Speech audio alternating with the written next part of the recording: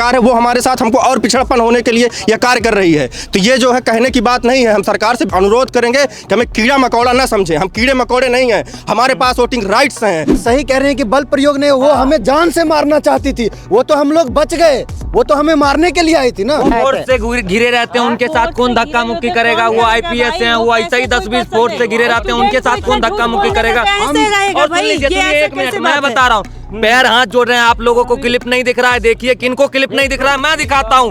पैर पुलिस के पैर पकड़ रहा है।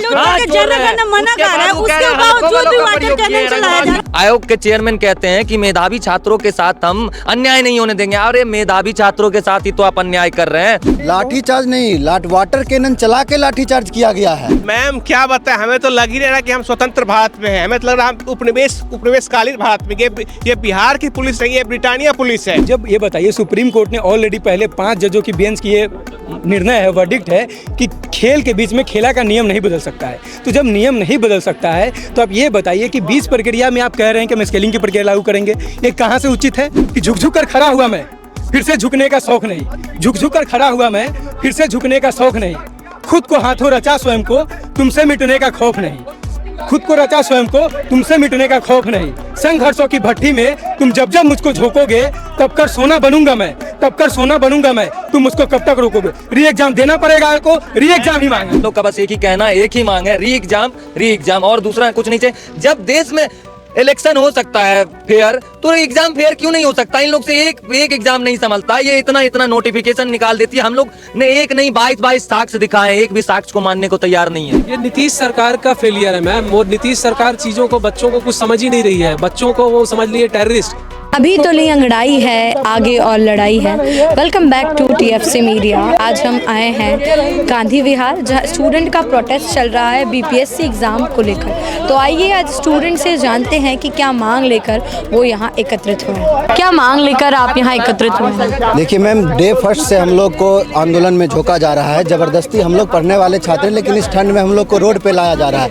तो आपको समझना पड़ेगा, थोड़ा बैक में चलते हैं, कि पहली बार हम लोग नॉर्मलाइजेशन को लेकर आए, फिर जाके उसने नोटिस बाद में निकाला जब हम लोग लाठी खा लिए। अब ये हो रहा है कि एक सेंटर का एग्जाम कैंसिल किया गया है। एक सेंटर की संख्या लगभग 22 से 24 सेंटर के बराबर है। इस बात को आयोग को समझनी चाहिए कि एक सेंटर जो कह रहे हैं, ये 500 बच्चे नहीं है, वहाँ पे 18,000 बच्चों का सेंटर पड़ा था। तो वहाँ पे जब 18,000 बच्चे एग्जाम देंगे तो उसका आधार, किस रिजल्ट का आधार क्या होगा? तो जो नॉर्मलाइजेशन का हम विरोध किए, तो फिर तो आप वही नॉर्मलाइजेशन ले आए हैं। तो इसी सब चीज़ के लिए हमने पहले से मांग किया था कि हमें री एग्जाम चाहिए।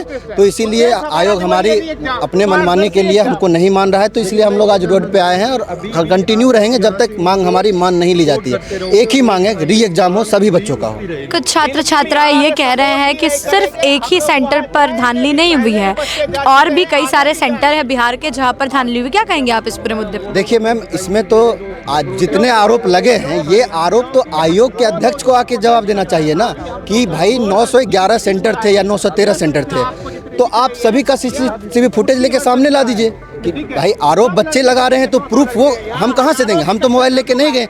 मैं भी ये कहता हूँ कि पहली बार एग्जाम में ऐसा हुआ कि 12 बजे क्वेश्चन के साथ OMR मिला है, जबकि इससे पहले ये होता था कि OMR के लिए हमें 10-15 मिनट का पहले टाइम दिया जाता था। तो हमारे साथ तो यहाँ भी नाइंसाफी हुई है। अगर हम बात करें बिहार की, तो कल बिहार में एक भारी मात्रा में आंदोलन होने वाला है। क्या लेकर, उसको लेकर क्या रणनीति? हम जो वहाँ पे हमारे पटना में जो डिसीजन लिया गया कि कल पूरा रेल और रोड को दोनों को चक्का जाम कर दिए, पूरा बिहार बंद का ऐलान किया गया है। और ये बहुत भारी संख्या में कल आंदोलन होने वाली है।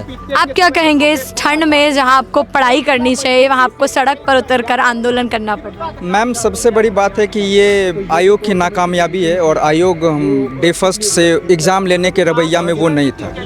सबसे पहले आयोग अपने बात से ही वो मुकर जाता है, जो हम नॉर्मलाइजेशन के लिए नहीं बोले थे। हालांकि नॉर्मलाइजेशन का मुद्दा आयोग के तरफ से ही, आयोग के चेयरमैन ने बोला था हम इस बार कुछ बड़ा करने वाले हैं। वो SOP का मेथड लाते हैं, जो कि पूरा ब्रीच है SOP। वो SOP जो है, वो SOP का अवहेलना इतना करते हैं। और वो सबसे पहले, जो आप एक कॉन्स्टिट्यूशनल बॉडी हैं, तो आप जाहिर सी बात है, आप किसी प्राइवेट कोचिंग संस्थान के टीचर से नहीं बात करेंगे। आपको बात करनी थी तो आप किसी जो है वो जो अध्यक्ष रिटायर हो चुके, आप उससे बात करते, गवर्नमेंट के स्कूल के टीचर से बात करते। यहाँ से जो उनका जो डिसीजन मेकिंग था वो यहीं से गलत था। तो हम लोग को तो री एग्ज़ाम का मुद्दा है और हम लोग चाहते हैं कि हम लोग का री एग्ज़ाम हो, क्योंकि जो पढ़ने वाला स्टूडेंट है वो आज अपने हक के लिए जो है उसको रोड पे उतरना पड़ रहा है, तो ये सबसे बड़ी गलत बात है। हम बिहार की बात करें तो बिहार में लगातार जो छात्र छात्राएं हैं उनको कहीं ना कहीं इग्नोर किया जा रहा है, उनकी बातें सुनी नहीं जा रही है। और हम देखें तो बिहार प्रगति की राह में आज भी पीछे है। तो आप इसे एक आयोग का फेलियर बोलेंगे, गवर्नमेंट का फेलियर बोलेंगे, क्या कारण है? देखिए, सबसे बड़ी बात क्या है, जो बिहार पिछड़ों में नहीं आता है और इसको मैं नकारता हूँ। और सबसे बड़ी बात क्या है कि गवर्नमेंट जो है वो हम स्टूडेंट की सुन नहीं रही है, तो ये पता नहीं इसके पीछे रीज़न क्या है। लेकिन ये बात है, जो क्या बोलते हैं, स्टूडेंट को पढ़ना भी पड़ता है, स्टूडेंट को अपने हक के लिए लड़ाई भी करना पड़ता है और अपने हक के लिए उसको रोड पे उतरना पड़ता है, तो ये निंदाजनक बात है। एक मैम हम अपने तरफ से बोलना चाहेंगे कि आयोग के अध्यक्ष हमें बार बार कह रहे हैं कि तुम पे एफआईआर करी जाएगी, तुम्हें जेल भेजा जाएगा। तो मैं उनसे कहना चाहता हूं कि डरेगा एफआईआर से वो जो महादलित का पैसा खाया है, उन पे सीरियस एलिगेशंस लगे हैं। पहले लाठी चार्ज भी हो रही है। बिहार की अगर हम बात करें तो बिहार में स्टूडेंट्स पे लाठी चार्ज की जा रही है। लाठी चार्ज नहीं, वाटर कैनन चला के लाठी चार्ज किया गया है। जो छात्र कल का भविष्य है भारत का और अपने हक की आवाज उठा रहा है, उसके साथ ऐसा दुष्व्यवहार हो रहा है, क्या कहेंगे सर आप इस पर? मैम क्या बताएं, हमें तो लग ही नहीं रहा कि हम स्वतंत्र भारत में हैं। हमें तो लग रहा है हम उपनिवेशकालीन भारत में। ये बिहार की पुलिस नहीं है, ब्रिटानिया पुलिस है, जो हम इनसे भीख नहीं मांग रहे, अपना हक मांग रहे हैं। हम क्या मांगते हैं? री एग्जाम। हम अपनी बराबरी का हक मांग रहे हैं और हम क्या चाह रहे हैं? इनसे इनकी कुर्सी तो नहीं मांग रहे। हम ये तो नहीं कह रहे कि प्रोटेस्ट कर रहे हैं, हमें आप जो है सीधा एसडीएम बना दीजिए। हम एग्जाम देने की बात कर रहे हैं। सरकार आपकी मांगे किस बात को लेकर नकार रही, क्या कह रही है सरकार? जब ये पूरी बात नकार रही है तो क्या रीजन दे रही है वो? सरकार हमारी सुन ही कहाँ रही है। सरकार तो सबसे पहले हमें उपद्रवी कह रही है, हमें भ्रमित कह रही है। सर, हम लोग पढ़े लिखे लोग हैं, समाज के जो टॉप के 10% लोग जो शिक्षित लोग होते हैं उनमें से हम सब आते हैं सर। तो हमें तो कोई भ्रमित नहीं कर सकता सर। अब सरकार क्यों नहीं मान रही है? सरकार जाने, हम तो पर्याप्त, जो सरकार सबूत की बात कर रही है, हम तो पर्याप्त सबूत दे रहे हैं ना। आप बताइए सर। देखिए, मैं ये बोल रहा हूँ कि आंदोलन जब पहले हुआ नॉर्मलाइजेशन को लेके, ठीक है, सरकार ने डायरेक्ट बोला कि मैं किसी तरह की नॉर्मलाइजेशन लागू नहीं करूंगा। बापू परीक्षा परिसर का जब एग्जाम कैंसिल हुआ, उसके बाद 4 तारीख को डेट अनाउंस हुआ कि पेपर होगा। बहुत सारे विद्यार्थियों के बीच ये दुविधा बना रहा कि जब 4 तारीख को पेपर होगा, उसके पहले बहुत सारे ने बच्चों पेपर दिया है, तो एक मेरिट लिस्ट कैसे बनेगा, रिजल्ट किस तरह जारी किया जाएगा? तो आयोग के सचिव महोदय ने बोला कि स्केलिंग की प्रक्रिया लागू होगी। तो आप जब ये बताइए, सुप्रीम कोर्ट ने ऑलरेडी पहले 5 जजों की बेंच की ये निर्णय है, वर्डिक्ट है कि खेल के बीच में खेला का नियम नहीं बदल सकता है। तो जब नियम नहीं बदल सकता है तो आप ये बताइए कि बीच प्रक्रिया में आप कह रहे हैं कि हम स्केलिंग की प्रक्रिया लागू करेंगे, ये कहाँ से उचित है? ये तो बिल्कुल निराधार आधार है। आप पहले ही करें कि नॉर्मलाइजेशन है आपका स्केलिंग। अब आयोग बस इतना कह रही है नॉर्मलाइजेशन स्केलिंग की प्रक्रिया को लेकर कि हम तुम्हें मिठाई नहीं खिलाएंगे, हम तुम्हें रसगुल्ला खिलाएंगे। ये क्या मतलब है? ये कोई मतलब नहीं है। देखिए, अब मैं बता रहा हूँ इसमें जो मैं स्केलिंग का मतलब ये है गंगाधर ही शक्तिमान है। मैं वही समझा रहा हूँ। मैं मतलब आपकी जो नॉर्मलाइजेशन की लड़ाई थी, जो पहले लड़ाई लड़ी गई, वो वापस घूमकर वहीं आ गई। वही 2 मिनट मैं इस पे मैं रिसर्च किया हूँ, 2-3 फैक्ट मैं बता रहा हूँ आपको। आप जाके स्टेट यूपी वर्सेस मंचल कुमार का एक केस है, उसमें ऑलरेडी यूपी पीसीएस के एग्जाम में सिविल कोर्ट का एग्जाम हुआ था, उसमें यूपी पीसीएस के एग्जाम में इलाहाबाद हाई कोर्ट ने कहा कि जो स्केलिंग की प्रक्रिया है वो इस एग्जाम में, कमीशन के एग्जाम में अवैध है, इलीगल है।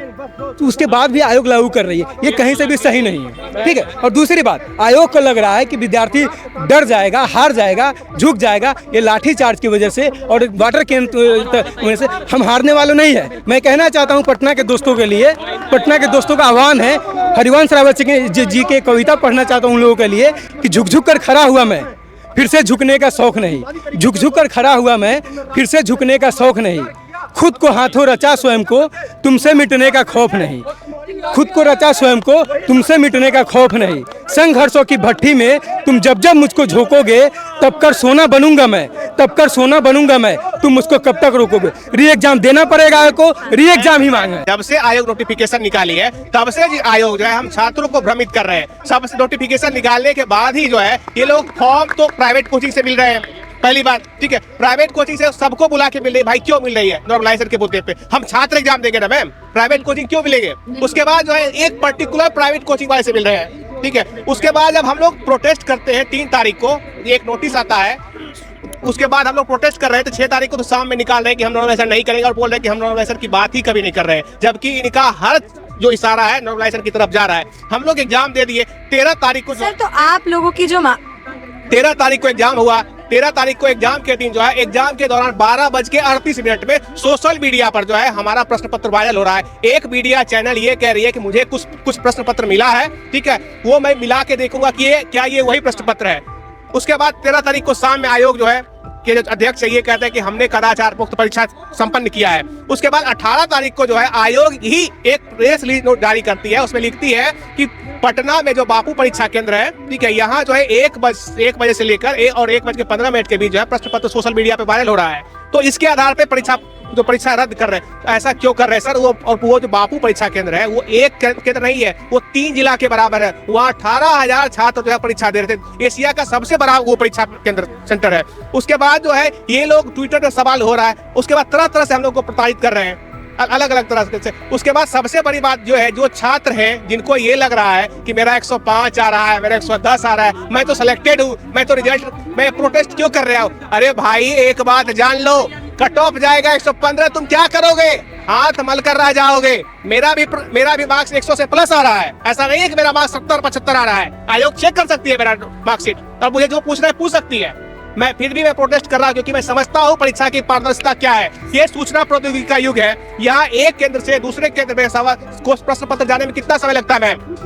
आप हमें बताइए कि परीक्षा कैंसिल क्यों होना चाहिए, उसका क्या कारण है, मुख्य कारण आप बताइए। परीक्षा कैंसिल होने का सबसे मुख्य कारण ये है कि जो पेपर लीक किसे मानते हैं, पेपर लीक हुआ है किसे मानते हैं? सुप्रीम कोर्ट के गाइडलाइंस के अनुसार जो है परीक्षा के दौरान अगर प्रश्न पत्र जो है किसी भी रूप में बाहर परीक्षा कक्ष से बाहर आए तो उसे लीक बनाया जाता है। यहाँ तो ट्विटर पे घूम रहा है प्रश्न पत्र 12:38 से ही, ठीक है। पहला कारण ये है। दूसरा कारण ये है कि ये सूचना प्रौद्योगिकी का युग है। एक केंद्र से दूसरे केंद्र में जाने में कितना समय लगेगा? 1 मिनट। मान लीजिए कि अगर कोई पटना से पेपर लीक किया, किसी का सेंटर पूर्णिया हो, उसको फोटो आप भेज दे रहे हैं, ठीक है, तो वो तो आराम से सॉल्व कर लेगा। तीसरा कारण, बिहार के ऐसे बहुत सारे केंद्र हैं जहां कुछ न कुछ कमियां पाई गई, परीक्षा पूरा तरीके से नहीं दिया गया। मेरे पास एविडेंस है कि मैं कुछ सेंटर्स का नाम बता रहा हूं। एक गंगा इंटर कॉलेज है, सारण है, जहां 11:55 में सीसीटीवी कैमरा इंस्टॉल किया जा रहा है। भागलपुर का एक कॉलेज है, वहां ये बताया जा रहा है। आपका मानना है कि पूरे बिहार में पेपर लीक हुआ है और बस सिर्फ बापू परीक्षा सेंटर का नाम बोलकर कहीं ना कहीं स्टूडेंट को गुमराह किया जा रहा है? बिल्कुल, पूरे बिहार में लीक हुआ है। ये क्या हुआ, ये तो आयोग जांच करके बताएगी। मैं तो कोई जांच एजेंसी नहीं हूँ ना, मैं छात्र हूँ, तो मैं अपने स्तर से बताऊंगा। मुझे कुछ सोर्स से सबूत मिले जो सोशल मीडिया में घूम रहे हैं, जो छात्र वहां से परीक्षा दे के आए, वो अपना अनुभव साझा कर रहे हैं, तो हम कैसे बताएं? ये सबसे बड़ा हमें लगता आधार है। और सबसे बड़ी बात यह है, जो दुनिया का जो आखिरी उपनिवेश है वो छात्रों को बना के रखे। हमें उपनिवेश बना के रखी है बिहार सरकार और बिहार आयोग। हम रोड पे नहीं, हम पढ़ते हुए अच्छे लगते हैं मैम। बिहार से लेकर दिल्ली में लगातार आंदोलन किया जा रहा है। छात्र छात्राएं अपने हक की बात कर रहे हैं। निरंतर आंदोलन में इस भारी ठंड में एक छात्र को सड़क पर बैठकर आंदोलन करना पड़ रहा है। इनका मानना है कि एग्ज़ाम जो लीक हुआ है वो सिर्फ बापू परीक्षा सेंटर पर लीक नहीं हुआ है, एग्ज़ाम पूरे बिहार में लीक हुआ है और आयोग कहीं ना कहीं ये पूरा मुद्दा छुपा रही है। आइए कुछ और छात्र छात्राओं से इसके बारे में बातचीत करते हैं। सर, आप कोई संदेश है जो स्टूडेंट्स को देना चाह रहे हैं? जी, मेरा मैसेज ये है कि देखिए, लास्ट 13-14 दिन इस प्रोटेस्ट को हो गया, कुछ भी नहीं हो रहा और कुछ होगा भी नहीं, क्योंकि आपके पास 2 दिन बचे हुए हैं। 4 तारीख को बीपीएससी का री एग्जाम होने वाला है जो बापू सेंटर में कैंसिल हुआ था। तो मेरा रिक्वेस्ट सिर्फ इतना है कि 13,000 14,000 मैक्सिमम 20,000 बच्चे जो यहाँ पे प्रोटेस्ट कर रहे हैं, बाकी जो बच्चे हैं वो घर में बैठ के पढ़ रहे हैं। लेकिन ये कहना है कि जब एक बार बीपीएससी आपका रिजल्ट निकाल देगा, अब कट ऑफ 105 110 चला जाएगा, तब आप लोग क्या करेंगे? हाथ पे हाथ धरे रह जाएंगे, क्योंकि जो बच्चों का स्कोर 105 108 के करीब है ना, उनको ये लग रहा है कि मेरा तो हो गया, मेरा प्रोटेस्ट में जाने का मतलब ही कुछ नहीं है और हम घर पे हैं। बाकी बच्चे 20,000 30,000 प्रोटेस्ट कर रहे हैं, जिसमें भी कि कुछ बच्चे, लिमिटेड बच्चे जो गर्दनी बाग जो जहाँ पे वो आंदोलन हो रहा है वहाँ पे जा पा रहे हैं। तो मेरा सिर्फ ये रिक्वेस्ट है कि आपके पास दो दिन बचे हुए हैं एग्ज़ाम होने से पहले, आपको जो करना है इसी बीच में आके करें, वरना फिर एक बार रिजल्ट निकल जाएगा 105 110 कटअप चला जाएगा, फिर आप रोते रह जाएंगे, आप पे कुछ नहीं होने वाला। हमारे साथ कुछ और छात्र भी हैं जो लगातार इस आंदोलन का हिस्सा बने हुए हैं, तो आइए उनसे जानते हैं कि क्यों ये जो एग्ज़ाम है ये कैंसिल होना चाहिए। बताइए क्यों ये एग्ज़ाम को लेकर आपकी मांग है कि एग्ज़ाम कैंसिल होना चाहिए? देखिए, सबसे पहले तो हमारी लड़ाई थी, सबसे पहले जो लड़ाई स्टार्ट हुई थी वो नॉर्मलाइजेशन को लेके हुई थी। नॉर्मलाइजेशन वाला मुद्दा खत्म हो गया तो पेपर लीक को लेके आई हमारी लड़ाई, आई पेपर लीक पे कि जो धांधली जो पेपर लीक हुई है उस पे आई हमारी बात। ठीक है, तो जो ये बापू सेंटर वाला जो एग्ज़ाम इन लोगों ने रद्द किया है, तो हम लोग मांग कर रहे हैं कि जैसे आपने बापू सेंटर में रद्द किया तो वहाँ पे 18,000 स्टूडेंटों की संख्या है, और हम लोग जहाँ बैठे थे मतलब एक डिस्ट्रिक्ट में मतलब एक सेंटर पे 500-500 लोगों या 400-400 600 लोगों ऐसी कैपेसिटी होती है। तो आप जोड़ लीजिए कि 18,000 और 500 कितने लोग, करीब 24-25 सेंटर के बराबर वो होता है। ठीक है, और आयोग बार बार ये बोलती है कि एक सेंटर पे कुछ अनियमितता हुई है, इसके वजह से हम लोग रद्द कर रहे हैं। ठीक है, उसके बाद आयोग बोली कि हमें साक्ष्य दो, हमें किसी डीएम एसपी से, चाहे एग्जाम कंट्रोलर से, चाहे एसओपी से कहीं हमें कुछ नहीं मिला है कि अनियमितता हुई है। जहाँ एक जगह हुई है वहाँ हम कैंसिल कर रहे हैं। तो हम लोगों ने, अब लोग आए सामने, आयोग का कहना है कि पूरा मुद्दा बनाया जा रहा है, कोई एग्जाम लीक नहीं हुआ है। हाँ, मुद्दा बनाया जा रहा है। इनको ये भी दिखाया गया कि 12:35 में 12:38 में सोनू कुमार नाम के व्यक्ति ने ट्विटर पे दिखाया क्वेश्चन डाला, इनको ये भी दिखाया गया है। 12:45 पे व्हाट्सएप पे मैसेज घूम रहा है, ये भी दिखाया गया है। सुप्रीम कोर्ट का एक गाइडलाइन है कि अगर ड्यूरिंग द एग्जाम, जैसे एग्जाम चल रहा है, जो टाइमिंग है 12 से 2 के बीच में, अगर 2 बजे से 2 मिनट पहले भी अगर एग्जाम कहीं सोशल मीडिया पे है ना, तो पेपर लीक माना जाएगा। क्यों नहीं एक्सेप्ट कर रहे हैं कि पेपर लीक है? कहीं ना कहीं जो सुप्रीम कोर्ट की गाइडलाइन है उनका हनन हो रहा है। अवहेलना हो रहा है, हनन हो रहा है। यहाँ कोई, हम देखिए, हम अब हमारा बस एक ही मात्र आशा रह गया, वही सुप्रीम कोर्ट से। हम चाहते हैं कि अब सुप्रीम कोर्ट, क्योंकि हाई कोर्ट जाएगी नहीं, आपके पास सारे सबूत है, लेकिन आयोग फिर भी मानने को तैयार नहीं। अब दूसरा पॉइंट सुनिए, दूसरा सबसे बड़ी चीज है कि जैसे ये लोग 4 तारीख को जो एग्जाम करवा रहे हैं, तो हमने इनसे पूछा कि 18,000 और जो ये 4 लाख हैं उसको आप रिजल्ट कैसे, इक्वल रिजल्ट कैसे दीजिएगा? तो इन्होंने बोला था, पहले ही स्टेटमेंट सुन चुके हुए इनका कि नॉर्मलाइजेशन नहीं करेंगे, अब कह रहे हैं स्केलिंग करेंगे। स्केलिंग भी एक नॉर्मलाइजेशन का ही रूप है, एक दूसरे का कॉम्प्लीमेंट है। अब जैसे मैं स्केलिंग को, हाँ, नाम में बस अंतर है। मान लीजिए कि आपका घर का नाम छोटी, यहाँ कोई प्रिया सुप्रिया हो, तो वही वाला कहानी है, बस सेम कंडीशन है। और स्केलिंग जो होती है ना, वो भी मेंस के ऑप्शनल में होती है, प्रीलिम्स में नहीं होता। फिर क्या, ये देखिए, एक चीज मुझे और याद आया, आयोग के चेयरमैन कहते हैं कि मेधावी छात्रों के साथ हम अन्याय नहीं होने देंगे। अरे मेधावी छात्रों के साथ ही तो आप अन्याय कर रहे हैं। आप जो ये 18%, जो ये 18,000 जो एग्जाम देंगे उसका रिजल्ट निकालिएगा, 90% होते हैं रिजल्ट का, 90%। और उसमें भी आप अगर स्केलिंग कीजिएगा तो क्या कीजिए, स्केलिंग मतलब होता है ना कि आप जैसे 100 किसी का स्कोर आ रहा है, 110 किसी का स्कोर आ रहा है, और यहाँ 80 है स्कोर वाला, तो आप उन दोनों को बीच में लाके सामान्यीकरण कीजिएगा, कि सामान्यीकरण करके और रिजल्ट दे। उसके बाद कहीं ना कहीं स्केलिंग भी नॉर्मलाइजेशन ही है, वही नॉर्मलाइजेशन ही है। तो बस यही, अब हम लोग का जो स्टैंड है, पेपर लीक के साथ साथ स्केलिंग भी एक बड़ी मांग है, और स्केलिंग पे भी सुप्रीम कोर्ट का वर्डिक्ट है। 5 जजों का जो बेंच था उसने ये स्केलिंग को बोला है कि जैसे जो कोई रिक्वायरमेंट, पब्लिक रिक्वायरमेंट निकल गई है और नोटिफिकेशन में आपने नहीं दिया है कि हम स्केलिंग और नॉर्मलाइजेशन कर रहे हैं, और अगर बाद में आप बीच में जब एग्जाम हो गया और रिजल्ट दे रहे हैं, उस बीच में अगर आप कहते हैं कि हम स्केलिंग कर रहे हैं, तो वो इलीगल माना जाएगा, वो वैलिड नहीं माना जाएगा। और यहाँ पे भी, इस ग्राउंड पे भी सुप्रीम कोर्ट की भी अवहेलना हो रही है बीपीएससी के द्वारा। 4 तारीख को जो री एग्जाम है वो है, लेकिन सुप्रीम कोर्ट का, आयोग का अभी तक कोई फैसला स्टूडेंट्स की तरफ नहीं आता है। क्या कहेंगे आप कि अगर 4 तारीख को एग्जाम कल बिहार बंद का ऐलान किया गया है, पीके सर वहाँ अनशन पे बैठे हुए हैं, लोग छात्र पटना में हमारे भाई बहनों जो लाठी खाए उसके बाद भी निरंतर वहाँ बैठे हुए हैं, संघर्ष कर रहे हैं, अपनी लड़ाई लड़ रहे हैं। आयोग अपने गेट के बाहर, आयोग के बाहर धारा 144 लगा दिया है, गर्दनी बाग के अलावा कहीं खड़ा नहीं हो सकते हैं, लेकिन फिर भी कल बिहार बंद की मांग है। और देखिए, हम लोग का बस एक ही कहना है, एक ही मांग है, री एग्जाम, और दूसरा कुछ नहीं चाहिए। जब देश में इलेक्शन हो सकता है फेयर, तो एग्जाम फेयर क्यों नहीं हो सकता? इन लोग से एक एग्जाम नहीं संभलता, ये इतना नोटिफिकेशन निकाल देती है। हम लोग ने एक नहीं 22 साक्ष्य दिखाए, एक भी साक्ष्य को मानने को तैयार नहीं है, एक भी साक्ष्य को मानने। अब मान लीजिए लगातार आपकी बातों को इग्नोर किया जा रहा है, झुटलाया जा रहा है, हमारी बातों को झुटलाया जा रहा है। तो बस यही है हम लोग थे कि हम लोग लगे हुए हैं, हम लोग संघर्ष कर रहे हैं और अंत तक संघर्ष करेंगे जब तक जीत नहीं मिलेगी तब तक। और हम लोग यहाँ से यही प्लान कर रहे हैं कि अगर जो हमारी डिमांड्स है री एग्जाम वो फुलफिल नहीं हुई, तो हम लोग यहाँ से, प्रयागराज से छात्र भर के पटना जाएंगे, गर्दनी बाग जाएंगे, वहाँ लेटेंगे और जब तक हम री एग्जाम नहीं होगा तब तक वहीं पड़े रहेंगे। आप लोग बताइए कि जब हम देखते हैं पिछले 6 महीनों से, तो जो स्टूडेंट है जिसे पढ़ाई करना चाहिए वो जुलाई से लेकर दिसंबर तक आंदोलन कर रहा है। हम बात करें राहु IAS में हुए केस के बाद, और संस्कृति कोचिंग का हुआ, और भी कई सारे मुद्दे स्टूडेंट्स के लिए ऐसे आए हैं जिनको लेके बार बार स्टूडेंट को सड़क पे उतरना पड़ रहा है। क्या कहेंगे आप इस पूरे मुद्दे में? कितना डिस्टर्बेंस है स्टूडेंट की लाइफ? डिस्टर्बेंस तो देखिए बहुत ज़्यादा है, इसमें तो नो डाउट। पहली बात यह है कि सड़कों पे उतरने का मौका कौन देता है? सरकार दे रही है। कुछ ना कुछ इंसिडेंट हो जा रहा है।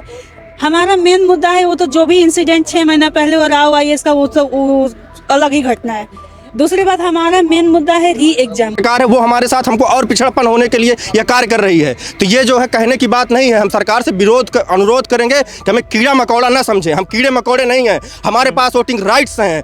जो पिछले कुछ महीनों से आप हमारे साथ कर रहे हैं, हमारे माता पिता, हमारे रिलेटिव्स, हमारे भाई बहन, हम स्वयं ऐसे हमारे माता पिता जो कि अभ्यर्थी नहीं है, हमारे रिलेटिव जो अभ्यर्थी नहीं है, हमारे रिश्तेदार या हमारे छोटे भाई बहन जो अभ्यर्थी नहीं है लेकिन वो मतदाता हैं, वो हमारी पीड़ा में हमारे साथ जुड़ के वोट के माध्यम के साथ यही आपके साथ बर्ताव कर। सही कह रहे हैं कि बल प्रयोग ने वो हमें जान से मारना चाहती थी, वो तो हम लोग बच गए। वो तो हमें मारने के लिए आई थी ना। फोर्स से घिरे रहते हैं, उनके साथ कौन धक्का मुक्की करेगा? वो IPS हैं, वो ऐसे ही 10-20 फोर्स से घिरे रहते हैं, उनके साथ कौन धक्का मुक्की करेगा? और सुन लीजिए, एक मिनट मैं बता रहा हूँ, पैर हाथ जोड़ रहे हैं। आप लोगों को क्लिप नहीं दिख रहा है, देखिए किनको क्लिप नहीं दिख रहा है, मैं दिखाता हूँ।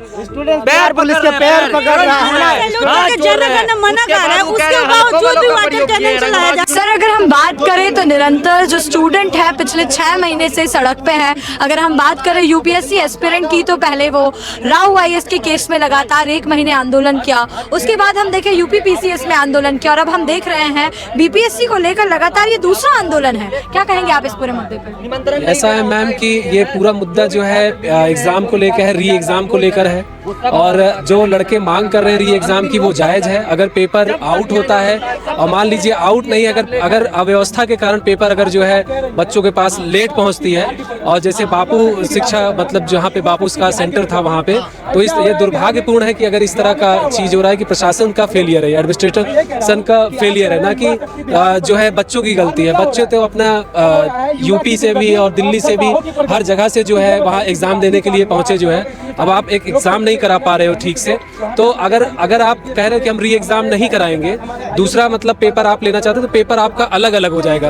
तो किस आधार पे आप दोनों का मतलब ये करेंगे कि किसको पास करना है, किसको फेल करना है? तो उसमें आप नॉर्मलाइजेशन चीज़ें आप करोगे, तो इस तरह की चीज़ें आपकी होंगी, तो उसी का लड़के सब विरोध कर रहे हैं। सर, अगर हम देखें तो जो प्रयागराज में आंदोलन हुआ उसमें आपका एक बहुत बड़ा कंट्रीब्यूशन था उसको कामयाब कराने के लिए। तो क्या रणनीति थी या क्या आपकी स्ट्रेटेजी थी उस प्रोटेस्ट को लेकर?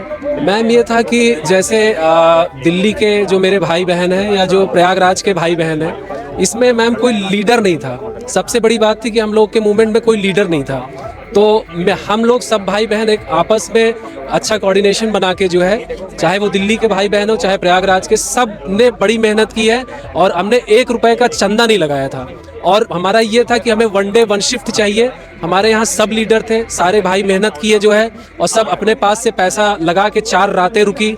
यहाँ तक कि हम लोग को डिटेन भी किया गया, लेकिन वो लोग पीछे नहीं हटे, गेट पे डटे रहे। और गांधी के देश में हम लोग हैं और गांधी से हम लोग प्रभावित हैं, तो हम लोगों ने कोई ऐसा हिंसात्मक कार्य नहीं किया जिससे प्रशासन को ये लगे कि इनके ऊपर लाठी चार्ज करना है। कुछ कह रहे हिंसात्मक काम नहीं हुआ है, लेकिन अगर हम बिहार में देखें तो बिहार में जो छात्र छात्राएं उन पे लाठी चार्ज हो रही है, वाटर की कैनन्स फेंके जा रहे हैं, कि तो क्या ये सरकार की नाकामयाबी नहीं है? ये नीतीश सरकार का फेलियर है मैम। वो नीतीश सरकार चीजों को, बच्चों को कुछ समझ ही नहीं रही है। बच्चों को वो समझ लिए टेररिस्ट। जिस हिसाब से उनके ऊपर वाटर कैनन से गांधी मैदान में, जहाँ पे JP जैसा मूवमेंट सक्सेसफुल रहा है, वहीं से नीतीश जी निकले हैं, और वहां से निकलने के बाद वो प्रैक्टिकली लाइफ जिए वहां पे। उन्होंने भी छात्रों के मूवमेंट से ही वो निकल के आए जो है वहां गांधी मैदान से। और उसी गांधी इतिहास में ये याद रखा जाएगा नीतीश कुमार को कि जहां से उनके पॉलिटिकल कैरियर की शुरुआत हुई, वहीं पे उन्होंने जो है निहत्थे और मतलब शांतिपूर्ण तरीके से गांधी के मानने वाले, गांधी के शिक्षा सत्याग्रह नाम रखा गया मैम इसका। शिक्षा सत्याग्रह का मैं शाब्दिक अर्थ आपको बता दूं, सत्य के लिए आग्रह करना। तो जो सत्य के लिए आग्रह कर रहा है वो विषय क्या है हमारा? शिक्षा। तो शिक्षा बहुत बड़ी, किसी भी देश के लिए शिक्षा बहुत बड़ी चीज है। बिहार का इतिहास भी रहा है कि बिहार में जो सत्याग्रह की शुरुआत हुई, गांधी जी के सत्याग्रह की शुरुआत हुई, वो बिहार के चंपारण से ही हुई थी। और ऐसे में बिहार में जब ऐसा मुद्दा आता है जहां नीतीश सरकार कहीं ना कहीं छात्र छात्राओं को इग्नोर कर रही, तो आप क्या कहेंगे कि ऐसी सरकार की क्या ये नाकामयाबी है, आयोग की नाकामयाबी है या फिर पूरे बिहार की नाकामयाबी है? देखिए, इसमें मैम सीधा जो है सरकार, नीतीश सरकार की पूरा ये फेलियर है। वो पता नहीं, उनको 20 साल में सत्ता से लगातार वो सत्ता में बने हुए, उनको सत्ता का घमंड हो गया है। उनके लिए जो बेरोजगार छात्र हैं या किसान, कोई भी XYZ, वो उनको समझ में नहीं आ रहा है कि ये कौन है। यही देश है, यही जो हमारे जो पूर्व प्रधानमंत्री थे श्री लाल बहादुर शास्त्री जी, उन्होंने जय जवान जय किसान का नारा दिया जो है। आज जो है जवान, जो यूथ है, वो यूथ लाठी डंडे से मार खा रहा है। कितनी बड़ी बात है, कितनी, अब उसमें शर्म करना चाहिए नीतीश जी को कि अब वो तो पलटू हैं, अभी फिर पलट जाएंगे 2 दिन में, कि कहीं चले जाएंगे तेजस्वी यादव के पास से, कहीं चले जाएंगे बीजेपी में। तो उनको क्या, उनको सत्ता का सुख तो मिल ही रहा है। जो समस्या है वो स्टूडेंट्स को फेस करना पड़ रहा है। स्टूडेंट को ही नहीं फेस करना पड़ रहा है, स्टूडेंट के साथ उनके परिवार को भी फेस करना पड़ रहा है। अभी सोनू हमारा भाई था, हम लोग के बीच का वही प्रतियोगी छात्र था, आत्महत्या कर लिया। उसके बाद एक भाई और था, वो भी गया जो है। उसके बाद अभी वहाँ पे मैं गर्दनी बाग में था जो है, 2 दिन मैं वहाँ पे था। उसके बाद मैं मूलतः प्रयागराज से हूँ, हमने कैंडल मार्च भी प्रयागराज में निकाला था। उसके बाद ये मैं पहले गर्दनी बाग गया, फिर दिल्ली, प्रयागराज में रहा, कैंडल मार्च निकाला। फाइनली मैं दिल्ली आया हूँ, जहाँ हमारे सब भाई बहन हैं, सबसे मिलने। मैंने बहुत पास से देखा, वहाँ से एक बहन कह रही है मुझे कि राजन भैया मेरा हाथ टूट गया, आप आइए। तो ये मेरे लिए बहुत दुख की बात है मैम। अगर हम देखें तो जो आपके पास है, मोटे तौर पे सिर्फ एक ही दिन बचा है जहां आप अपने छात्र छात्राओं को और अपने हक की लड़ाई लड़ सकते हैं। तो क्या इसको लेकर आपकी रणनीति है, क्या योजनाएं हैं जो आप इस एग्जाम में कामयाब हो सके, आपके इस पूरे आंदोलन में कामयाब हो सके? देखिए, हिंसा तो नहीं करनी चाहिए, क्योंकि गांधी ने भी जो है हिंसा का रास्ता नहीं अपनाया था। और उन्होंने सत्याग्रह की, जब गांधी की बात आ रही थी, गांधी जी सत्याग्रह कहाँ से, हम लोग गांधी जी से ही, उससे तो हिंसात्मक हम होंगे नहीं। अपनी अहिंसात्मक का रास्ता अपनाते हुए और उसी रास्ते पे चलेंगे, उसके मार्ग में अगर देते हैं कुछ तो ठीक है, ये तो कोई बात ही नहीं है। सर, मैं उम्मीद करती हूँ कि आप सब लोगों को कामयाबी मिले। जिस गांधीवाद सोच के साथ आप इस मैदान में उतरे हैं, उसी के साथ आपको कामयाबी मिले। आप सबको बहुत बहुत शुभकामनाएं। तो जैसा कि हमने देखा कि लगातार स्टूडेंट्स प्रोटेस्ट कर रहे हैं, दिल्ली से लेकर बिहार के कई शहरों में ये आंदोलन हो रहा है। हम उम्मीद करते हैं कि जिस गांधीवाद सोच से स्टूडेंट इस आंदोलन का हिस्सा बने हैं, उसी तरह इन्हें इस आंदोलन में कामयाबी मिले। तो ऐसे ही और वीडियोस के साथ मिलते हैं, देखते रहिए TFC मीडिया।